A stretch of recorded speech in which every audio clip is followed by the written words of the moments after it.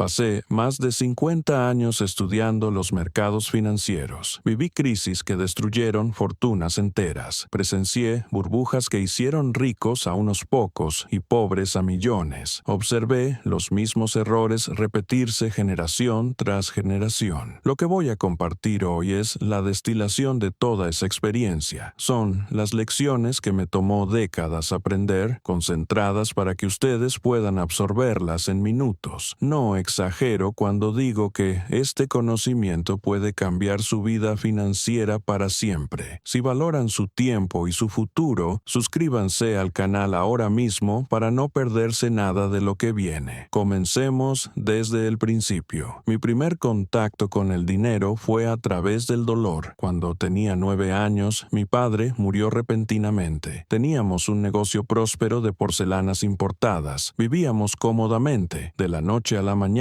todo desapareció. Mi madre, desesperada por recuperar nuestra posición, tomó los pocos ahorros que quedaban e intentó multiplicarlos en el mercado de valores. No sabía lo que hacía. Compró con dinero prestado. Persiguió las acciones que más subían. Ignoró todos los principios de prudencia. Cuando llegó el pánico de 1907, perdió absolutamente todo. Nos quedamos en la calle. Conocí el hambre. Conocí la vergüenza de depender de la caridad de otros. Conocí el miedo de no saber si habría comida mañana. Esa experiencia me marcó para siempre. Me enseñó que el dinero no era un juego, que las decisiones financieras tenían consecuencias devastadoras cuando se tomaban mal, que la ignorancia en asuntos de dinero podía destruir familias enteras. Desde ese momento, me prometí 2 cosas. Primero, nunca volver a ser pobre. Segundo, entender el dinero tan profundamente que pudiera protegerme a mí mismo y enseñar a otros a protegerse. Esa promesa guió el resto de mi vida. A los 20 años, me gradué de Columbia como el segundo mejor de mi clase. La universidad me ofreció posiciones en 3 departamentos diferentes: matemáticas, inglés y filosofía. Las rechacé todas. En lugar de eso, tomé un trabajo como mensajero en Wall Street ganando centavos. Mis profesores pensaron que estaba loco, pero yo sabía lo que hacía. Quería entender el dinero desde adentro, desde el corazón mismo del sistema financiero. No quería teoría, quería realidad. Desde el primer día empecé a observar. Observaba a los ricos y cómo manejaban su dinero. Observaba a los pobres y qué errores cometían. Observaba las crisis y quién sobrevivía. Observaba los booms y quién se destruía en ellos. Con el tiempo comencé a detectar patrones, las mismas conductas que llevaban al éxito, los mismos errores que llevaban al fracaso. Una y otra vez, generación tras generación, la historia se repetía porque la naturaleza humana no cambiaba. De esas décadas de observación surgieron los principios que voy a compartir ahora. El primer principio, la diferencia entre precio y valor. Esta distinción era la base de todo mi enfoque y quizás la idea más importante que jamás desarrollé. El precio era lo que el mercado decía que algo valía en un momento dado. Fluctuaba constantemente, movido por las emociones de millones de participantes. Subía cuando la gente estaba optimista, bajaba cuando estaba pesimista. A veces cambiaba dramáticamente sin ninguna razón fundamental. El valor era diferente. Era lo que algo realmente valía basándose en factores concretos: las ganancias de una empresa, sus activos, su posición competitiva, su capacidad de generar efectivo. El valor cambiaba lentamente, determinado por la realidad del negocio, no por las emociones del momento. El inversor inteligente entendía que precio y valor eran cosas completamente diferentes. Compraba cuando el precio estaba muy por debajo del valor. Vendía o evitaba cuando el precio estaba por encima del valor. Ignoraba las fluctuaciones que no reflejaban cambios reales. Para ilustrar esto, creé la parábola del señor mercado. Imaginen que tienen un socio de negocios llamado señor mercado. Todos los días aparece ofreciendo comprar su parte del negocio o venderles la suya. A veces, el señor mercado está eufórico y ofrece precios ridículamente altos. Otros días está deprimido y ofrece precios absurdamente bajos. La clave es entender que no tienen obligación de hacer negocios con él. Pueden simplemente ignorarlo cuando sus ofertas no tienen sentido. Esta metáfora liberaba a mis estudiantes de la tiranía de las fluctuaciones diarias. Entendían sabían que el mercado no les daba órdenes, les daba ofertas que podían aceptar o rechazar según les conviniera. El segundo principio, el margen de seguridad. Si tuviera que reducir toda mi filosofía de inversión a 3 palabras, serían estas: margen de seguridad. El concepto era simple, pero poderoso. Nunca pagar el precio completo por nada, siempre comprar con un descuento significativo respecto al valor real. Ese descuento era protección contra errores de análisis, contra imprevistos, contra la simple mala suerte. El mundo era incierto, nuestros análisis eran imperfectos, el futuro era impredecible. Dado todo esto, la única manera de invertir con seguridad era dejando un colchón amplio para estar equivocados. Si calculaba que una empresa valía 100 pesos por acción, no la compraba a 95. Esperaba hasta que cotizara a 60 o 70. Ese margen de 30 o 40% me protegía si mi análisis estaba parcialmente equivocado. Esta disciplina me salvó incontables veces. Cuando cometía errores de análisis, el margen de seguridad limitaba mis pérdidas. Cuando tenía razón, las ganancias eran aún mayores de lo esperado. Mi caso más famoso fue Northern Pipeline. Descubrí que la empresa cotizaba a $65 por acción, pero tenía activos líquidos de más de $95. El margen de seguridad era enorme. Incluso si todo lo demás salía mal, era casi imposible perder dinero. Compré fuertemente. Luché durante 2 años contra la poderosa familia Rockefeller para que la gerencia distribuyera ese exceso de capital. Al final, los accionistas recibimos más de $110 por acción. El tercer principio, la importancia del temperamento sobre la inteligencia. Después de décadas observando inversores de todos los niveles, llegué a una conclusión que sorprendía a muchos. El éxito en la inversión no dependía principalmente de la inteligencia, dependía del temperamento. Vi a personas brillantes obtener resultados mediocres porque no podían controlar sus emociones. Compraban cuando todos estaban eufóricos y los precios estaban inflados. Vendían cuando todos estaban en pánico y los precios estaban deprimidos. Su inteligencia no servía de nada porque sus emociones la anulaban. También vi a personas de inteligencia normal obtener resultados extraordinarios porque mantenían la disciplina. Seguían su plan sin importar lo que hicieran los demás. Compraban cuando había miedo. Vendían cuando había codicia. Su temperamento les daba una ventaja que ningún coeficiente intelectual podía igualar. El mercado era una prueba constante de carácter. Cada día presentaba tentaciones de actuar emocionalmente. Cada crisis invitaba al pánico. Cada boom invitaba a la codicia. Resistir estas tentaciones requería fortaleza interior que tenía poco que ver con la inteligencia académica. Yo mismo fallé esta prueba en mis primeros años. Durante la euforia de los años 20, me dejé llevar por el optimismo general. Sabía que los precios estaban inflados, pero la codicia nubló mi juicio. Cuando llegó el crash del 29, perdí cerca del 70% del valor de mi sociedad. Esa experiencia me enseñó que conocer los principios no era suficiente. Había que tener el carácter para aplicarlos cuando era difícil, cuando todos hacían lo contrario, cuando cada instinto gritaba hacer algo diferente. Si están encontrando valor en estas lecciones, tómense un segundo para suscribirse y activar la campana. Cada principio que comparto representa años de aprendizaje condensados para ustedes. El cuarto principio, la inversión defensiva versus la inversión emprendedora. No todos los inversores eran iguales. Tenían diferentes cantidades de tiempo, conocimiento y temperamento. Pretender que un enfoque único funcionaba para todos era un error grave. Por eso, desarrollé la distinción entre el inversor defensivo y el inversor emprendedor. El inversor defensivo era quien no podía o no quería dedicar mucho tiempo al análisis de inversiones. Quizás tenía una carrera demandante, una familia que atender, otros intereses que consumían su energía. Para esta persona, recomendaba un enfoque simple y casi automático. Mantener una proporción fija entre acciones y bonos de alta calidad. Comprar solo empresas grandes, establecidas, con historiales probados de rentabilidad y dividendos. Diversificar entre al menos 10 posiciones posiciones diferentes, rebalancear periódicamente y sobre todo no intentar ganarle al mercado con movimientos activos. Este enfoque no era emocionante, pero funcionaba. Generaba rendimientos razonables con riesgo controlado y requería mínimo esfuerzo continuo. El inversor emprendedor era diferente. Tenía el tiempo, el interés y el temperamento para dedicarse más activamente al análisis. Para esta persona había oportunidades de obtener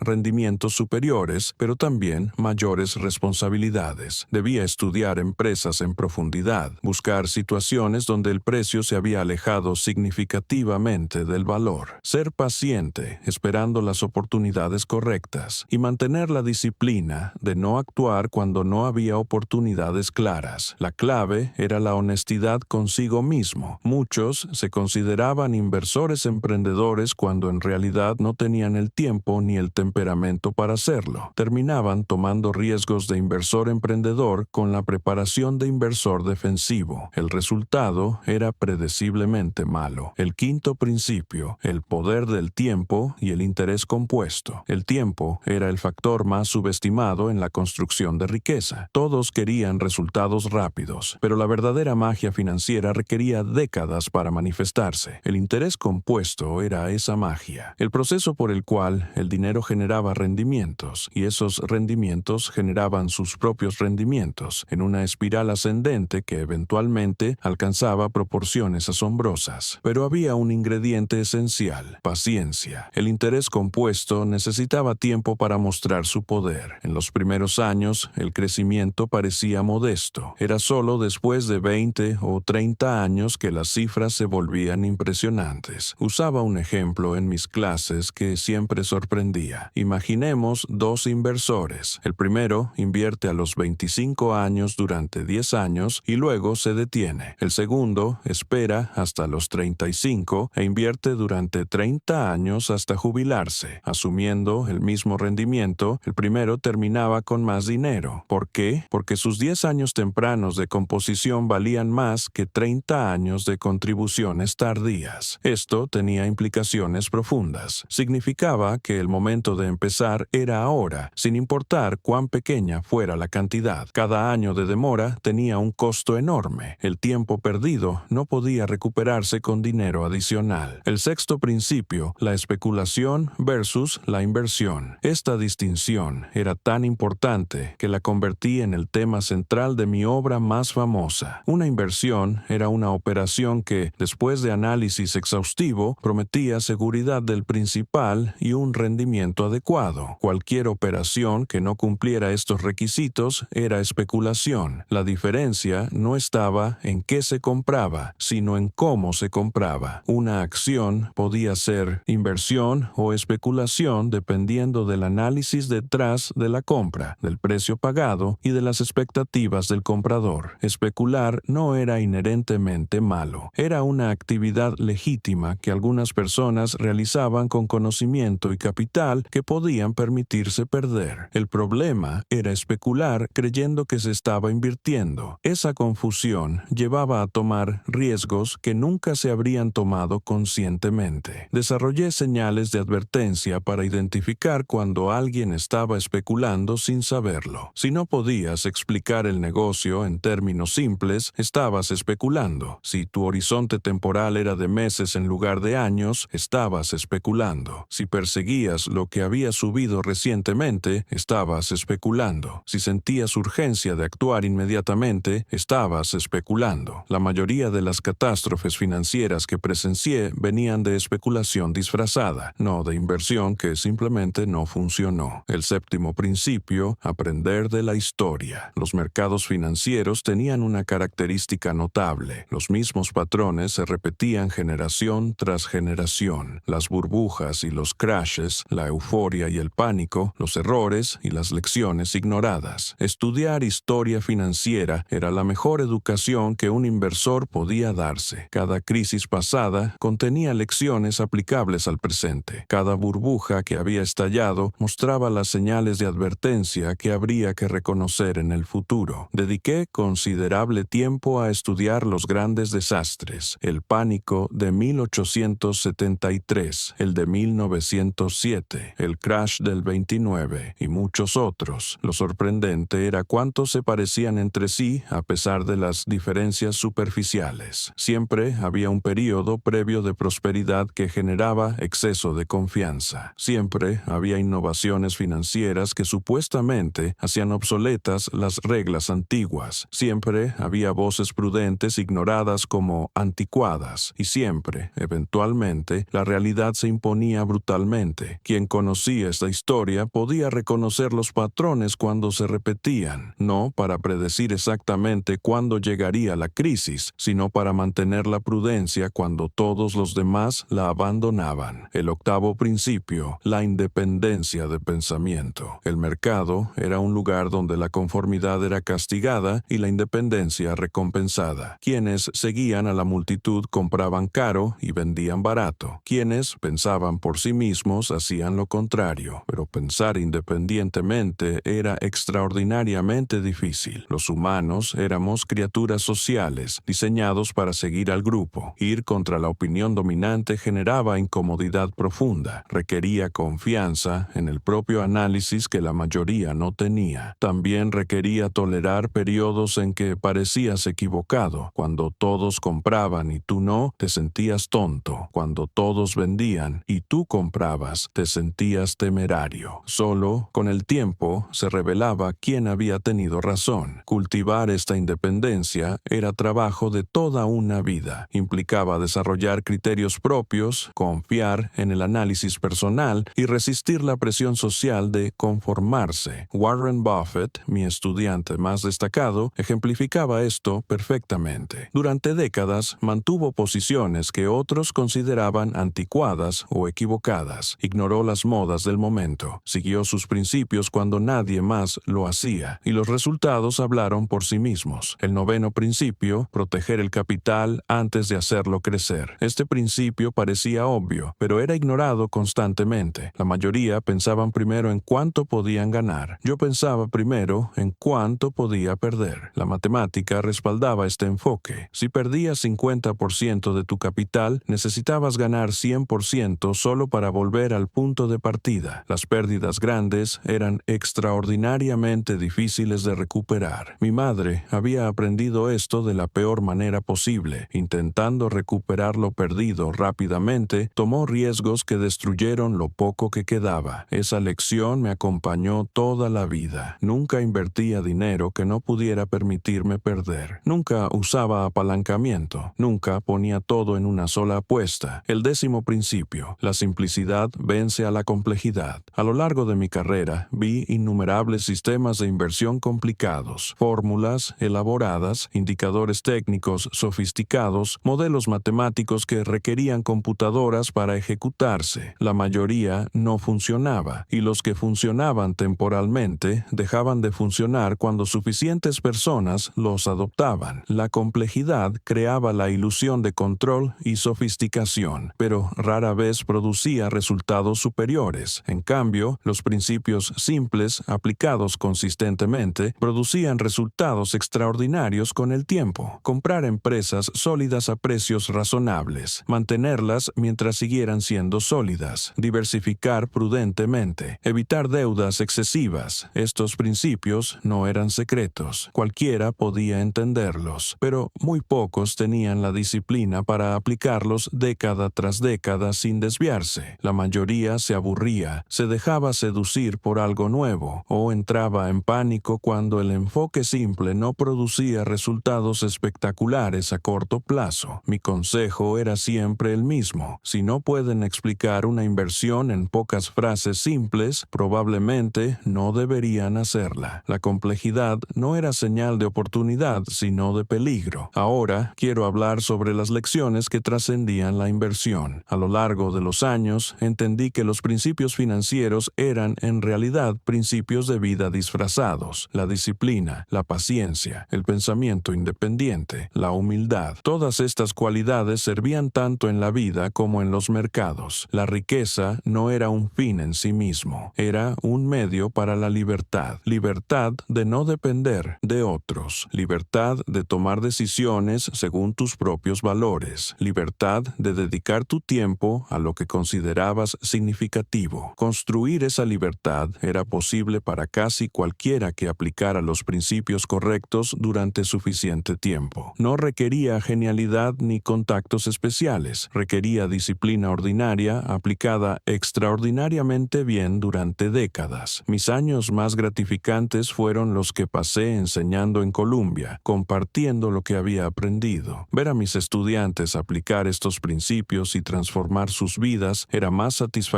que cualquier ganancia personal. Cuando miro hacia atrás, desde aquel niño pobre en las calles de Nueva York hasta convertirme en alguien que pudo enseñar a otros el camino hacia la libertad financiera, veo un arco claro. Cada experiencia, incluyendo las más dolorosas, contribuyó a las lecciones que pude compartir. Todo esto se condensaba en principios que cualquiera podía aprender y aplicar. Los publiqué en libros, los enseñé en clases, los compartí con quien quisiera escuchar, y sin embargo, la mayoría no los seguía. Preferían la emoción de la especulación sobre la disciplina de la inversión. Preferían las promesas de riqueza rápida sobre la realidad del crecimiento gradual. Esa era su elección. Pero para quienes eligieran diferente, el camino estaba marcado. Los principios funcionaban. Lo demostraron en mi vida y en las vidas de quienes los adoptaron. Los mercados evolucionaban, los instrumentos cambiaban, pero los principios fundamentales permanecían inmutables porque estaban basados en verdades eternas sobre el dinero y la psicología humana. Lo que compartí hoy era el destilado de toda esa experiencia, lecciones que me tomaron décadas comprender, disponibles para ustedes en minutos. El conocimiento estaba aquí. Lo único que quedaba era la decisión de aplicarla. Esa decisión les pertenecía enteramente. Nadie podía forzarlos a ser disciplinados, pacientes, independientes. Esas cualidades tenían que venir de adentro. Pero si las cultivaban, si aplicaban estos principios durante años y décadas, los resultados llegarían. No de inmediato, pero sí, inevitablemente. La riqueza duradera se construía lentamente, un día a la vez, una decisión a la vez. No había atajos, solo el trabajo paciente de aplicar principios probados durante el tiempo suficiente. Ese era el legado que dejaba, no una fórmula mágica, sino una invitación a la disciplina, no promesas de riqueza fácil, sino el camino real hacia la libertad financiera. Si este video condensó para ustedes décadas de sabiduría, suscríbanse al canal y compartan con alguien que necesite escucharlo. Cada persona que aplica estos principios es una vida transformada, y eso, más que cualquier ganancia personal, fue siempre lo que busqué. Nos vemos en el próximo video.